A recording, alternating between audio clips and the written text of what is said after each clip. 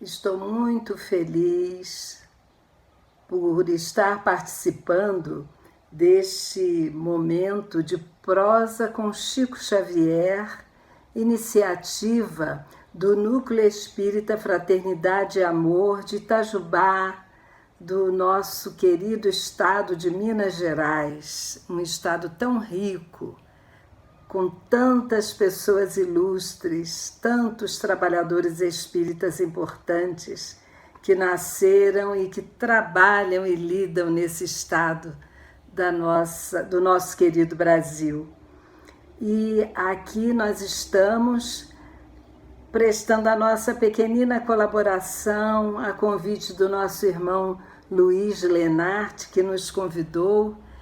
E meu nome é Isaura de Azevedo Hart, eu sou trabalhadora da União Municipal Espírita de Petrópolis, do Movimento Espírita do CERJ, no estado do Rio de Janeiro.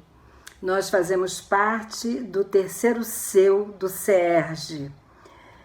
E vou relatar aqui um fato que eu ouvi de uma pessoa que tinha contato com Chico Xavier.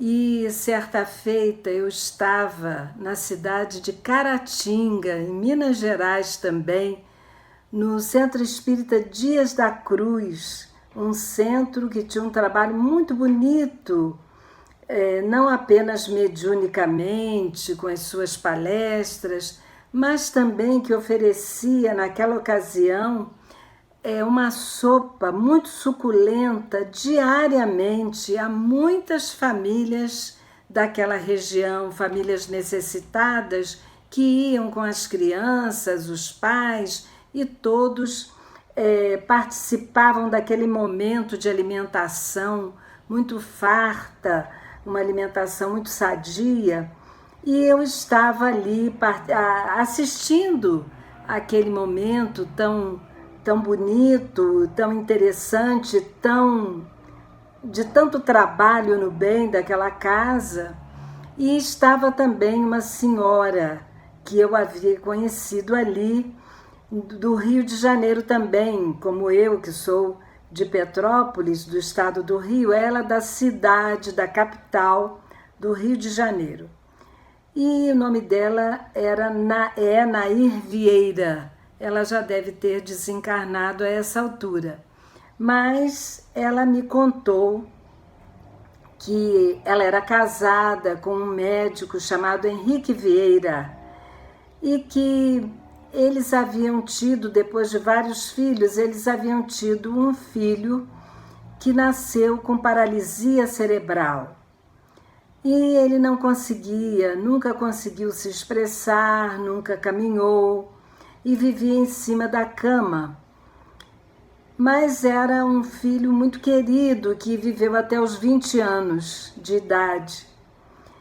E naquela ocasião ela me disse que certa feita o nome dele, eles haviam colocado o nome José em homenagem ao querido espírito José Grosso, que é um espírito muito amoroso, muito trabalhador no bem, e que um espírito muito simpático, muito amigo de todos, e ela colocou o nome do filho José.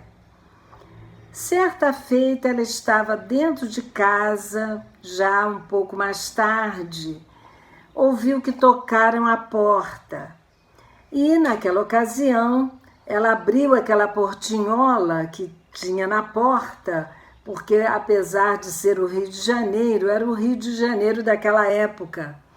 E ela abriu e viu que quem estava em pé na varanda da casa era Chico Xavier. E ela ficou muito feliz, o convidou a entrar e ele entrou. E lá então ele disse a ela, lá dentro da casa, ele disse: eu vim visitar o José. E então, quando estava já ali sentado à beira da cama do José, ele começou a conversar com aquele espírito, falando diretamente ao espírito, das lutas que ele havia tido durante toda aquela existência, que estava tendo durante toda aquela existência, falando das bênçãos que ele recebia diariamente, com aquele exemplo, com aquela vida de exemplar que ele tinha, porque apesar de ser uma pessoa inválida, não demonstrava em momento algum nenhuma reação de revolta, nenhuma atitude de revolta. E estava sempre pacífico, calmo, passando por suas dores e por sua prova. E então, Chico Xavier iniciou uma prece maravilhosa. Segundo ela, houve assim um momento de enlevo, um momento em que a espiritualidade se fez presente com todo aquele amor e carinho que o Chico transmitia ao José. E em dado momento, quando terminando a prece, ela olhou para o José. Dos olhos de José saíam grossas lágrimas aqui pelos cantos dos olhos. E ela viu o quanto aquele espírito estava absorvendo tudo aquilo. Apesar de não falar, ele estava vivendo aquele momento de alegria com Chico Xavier ao seu lado, dando a ele ânimo, força, coragem. E então foi quando o Chico dirigiu-se a Dona Nair e lhe disse que aquela seria a última encarnação de José aqui na Terra, porque o José estava sendo um espírito vitorioso e estava conseguindo dar conta de tudo aquilo ao qual ele se havia proposto. Então, nós aí vemos a dedicação do Chico. Ele saiu do evento lá da Fundação Maria Tagaio, que ele vinha anualmente. Ele saiu de lá, foi fazer a caridade dele, lógico, o Chico era bem jovem ainda, foi fazer a caridade dele particular, sozinho, foi procurar um necessitado, foi levar conforto a um espírito que estava passando por uma prova tão dura, foi levar ânimo àquela família, foi levar esperança, consolação, mas acima de tudo foi levar o grande exemplo da bondade, da humildade, de ir sem anunciar, sem que ninguém o visse, dirigindo-se a uma casa em busca de um necessitado, para deixar amor, para deixar muita esperança e muita